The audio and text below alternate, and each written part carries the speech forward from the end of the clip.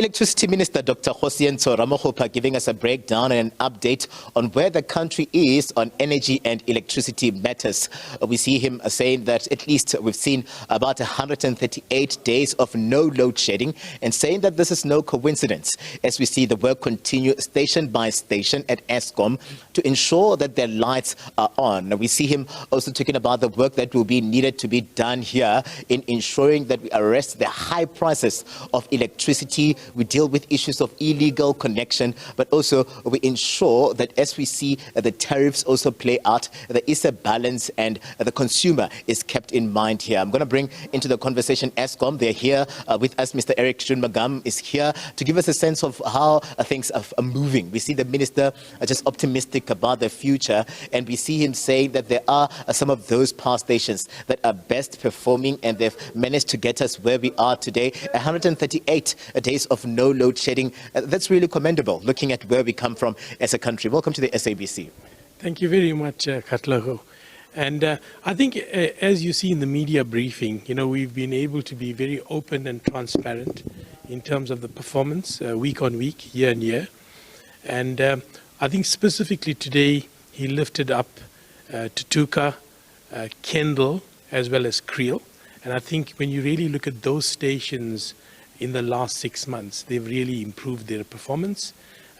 Having said that, when you really look at the overall fleet, in terms of the highest availability, starting from last year's recovery, you still have Kusile, and since the recovery of those stacks, we are seeing phenomenal performance.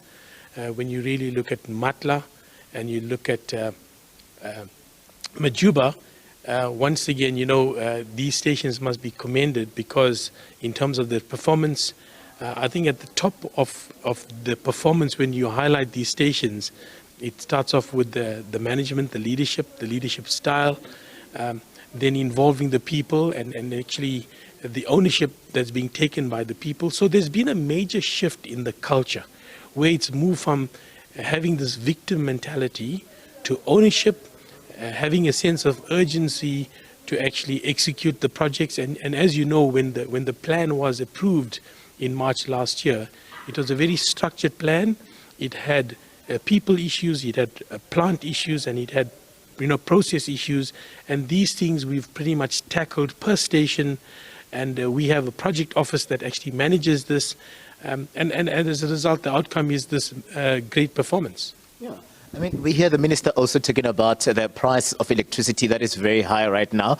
It's really the cost of living is too high, and we see him saying efforts are underway working with municipalities, with yourselves as well as Eskom, to ensure that we bring this down. We hear him talking about a model, a policy that will need to be introduced here to ensure that everyone comes to the party, but also just making a clarion call for people to pay for these services, saying that if we don't pay for the services, then Eskom will limp, and then we'll then not get what we had wanted in terms of what we've set out for ourselves, even as per the plan. Where are we in terms of all of these interventions, according to you, especially in terms of arresting the high electricity price?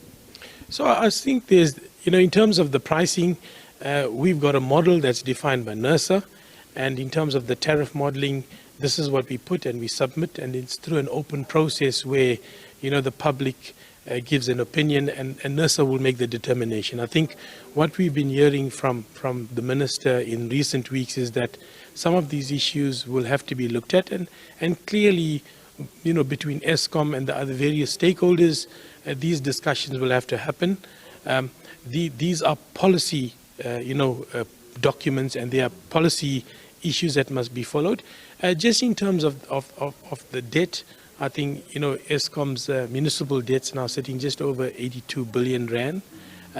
There are clearly, plans in place to arrest that.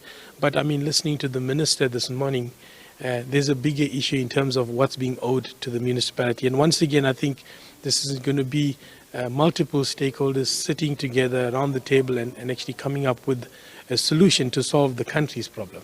And just finally, on the load reductions, will that, we see people just attributing it to even you guys as Eskom, to say maybe it's a load shedding 2.0 of some sort. Maybe explain to us what is happening there.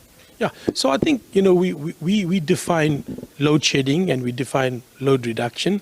I think we've seen in the recent weeks that I think that there's two parts to this, right? One is to ensure that the number of users on the networks downstream has grown immensely, and as a result, it's loading the networks.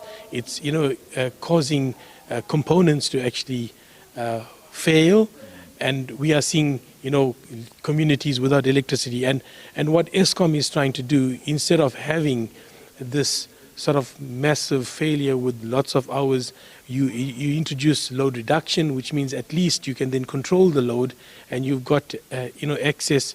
However, once again, when you really look at the problems, there are Eskom demarcation as well as municipalities, and we've heard the minister today talk about how they're going to solve this. And the other aspect of what we're seeing, it's also being played out in the media, is the electricity theft. So we have to get to those specific areas and address that specific component. But once again, I think, Katlego, this is a complex issue. It's going to require, I think, Eskom as one of the players in this value chain to actually solve it, and hopefully through the shareholder, we'll be able to sit around the table and find solutions